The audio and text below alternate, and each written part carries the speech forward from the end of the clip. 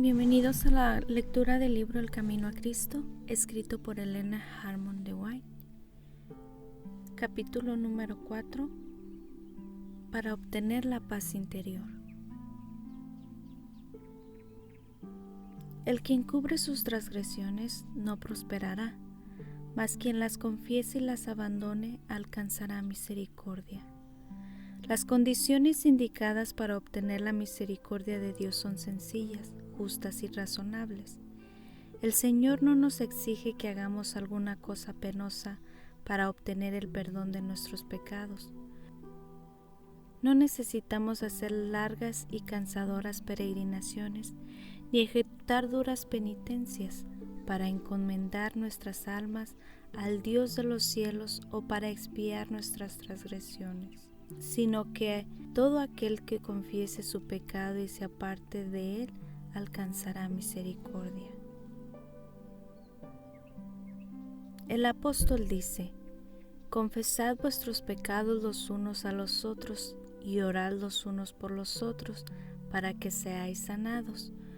Confesad vuestros pecados a Dios, el único que puede perdonarlos, y vuestras faltas unos a otros. Si has dado motivo de ofensa a tu amigo o vecino, debes reconocer tu falta, y es su deber perdonarte con buena voluntad. Debes entonces buscar el perdón de Dios, porque el hermano a quien ofendiste pertenece a Dios, y al perjudicarle pecaste contra su Creador y Redentor. El caso es presentado al único y verdadero mediador, nuestro gran sumo sacerdote, que ha sido tentado en todo punto, así como nosotros, mas sin pecado, quien puede compadecerse de nuestras flaquezas y limpiarnos de toda mancha de pecado.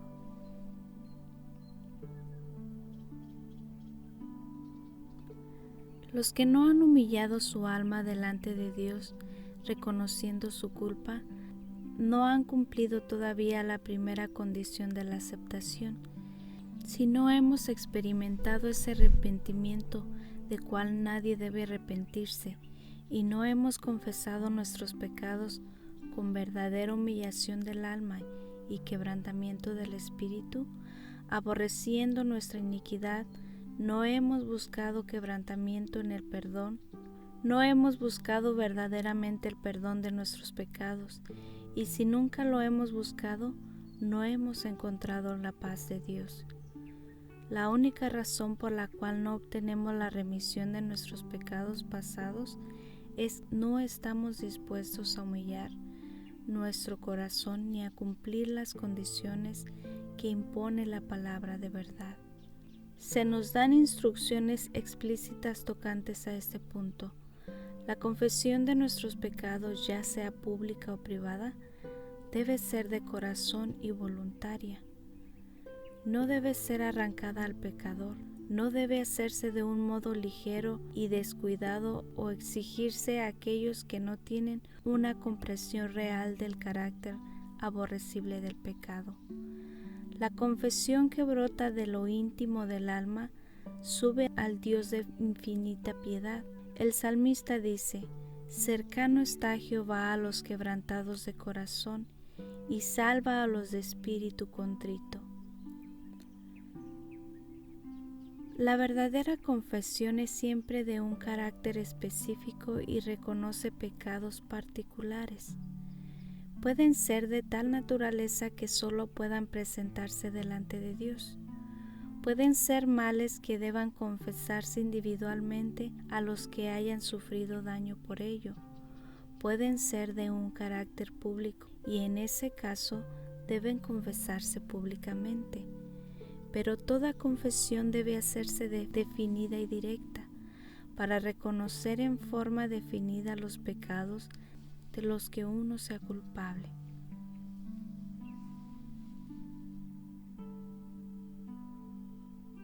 En los días de Samuel, los israelitas se alejaron de Dios. Estaban sufriendo las consecuencias del pecado, pues habían perdido su fe en Dios, el discernimiento de su poder y de su sabiduría para gobernar a la nación. y no confiaban en la capacidad del Señor para defender y vindicar su causa. Se apartaron del gran gobernante del universo y desearon ser gobernados como las naciones que los rodeaban. Antes de encontrar paz, hicieron esta confesión explícita: porque a todos nuestros pecados hemos añadido esta maldad de pedir para nosotros un rey. Tenían que confesar el preciso pecado del cual se habían hecho culpables. Su ingratitud oprimía sus almas y los separaba de Dios.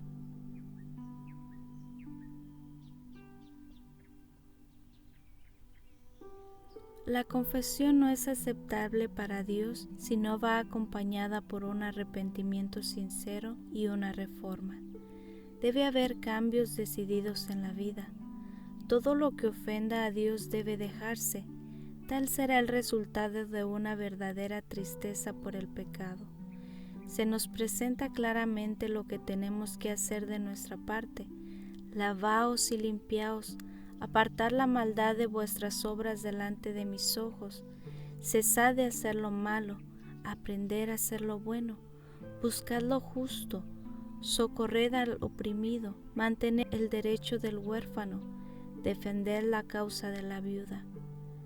Si el inicuo devolviere la prenda, restituye lo robado, y anduviere en los estatutos de la vida sin cometer iniquidad, ciertamente vivirá, no morirá. El apóstol Pablo dice, hablando de la obra del arrepentimiento: el que fuisteis entristecidos según Dios, que solicitó cuidado, obró en vosotros, y qué defensa de vosotros mismos, y qué indignación, y qué celo, y qué justicia vengativa, en todo habéis mostrado puros en este asunto. Una vez que el pecado amortigua la percepción moral, el que obra mal no discierne los defectos de su carácter, ni comprende la enormidad del mal que ha cometido, y a menos que ceda al poder convincente del Espíritu Santo, permanecerá parcialmente ciego con respecto a su pecado. Sus confesiones no son sinceras ni provienen del corazón. Cada vez que reconoce su maldad, añade una disculpa de su conducta al declarar que si no hubiese sido por ciertas circunstancias, no habría hecho esto o aquello que se le reprocha. Después de que Adán y Eva hubieran comido del fruto prohibido, los embargó un sentimiento de vergüenza y terror. Al principio, solo pensaban en cómo podrían excusar su pecado y escapar a la temida sentencia de muerte. Cuando el Señor les habló tocante a su pecado, Adán respondió echando la culpa en parte a Dios y en parte a su compañera. La mujer que pusiste aquí conmigo me dio del árbol y comí. La mujer echó la culpa a la serpiente diciendo: la serpiente me engañó y comí. ¿Por qué hiciste la serpiente? ¿Por qué le permitiste entrase al Edén? Esas eran las preguntas implícitas en la excusa que dio por su pecado, y de este modo hacía a Dios responsable de su caída. El espíritu de justificación propia tuvo origen en el padre de la mentira, y lo han manifestado todos los hijos e hijas de Adán. Las confesiones de esta clase no son inspiradas por el Espíritu Divino y no serán aceptables para Dios. El arrepentimiento verdadero induce al hombre a reconocer su propia maldad, sin engaño ni hipocresía, como el pobre publicano que no osaba ni aun alzar los ojos al cielo, exclamara: Dios, ten misericordia de mí, pecador. Y los que reconozcan así su iniquidad serán justificados, porque el Señor Jesús presentará su sangre en favor de la alma arrepentida. Los ejemplos de arrepentimiento y humillación que da la palabra de Dios revelan un espíritu de confesión que no busca excusas por el pecado ni intenta justificación. El apóstol Pablo no procuraba defenderse, sino que pintaba su pecado con sus colores más oscuros y no intentaba atenuar su culpa. Dijo: cual también hice en Jerusalén, encerrando yo mismo en la cárcel a muchos de los santos, habiendo recibido autorización de parte de los jefes de los sacerdotes.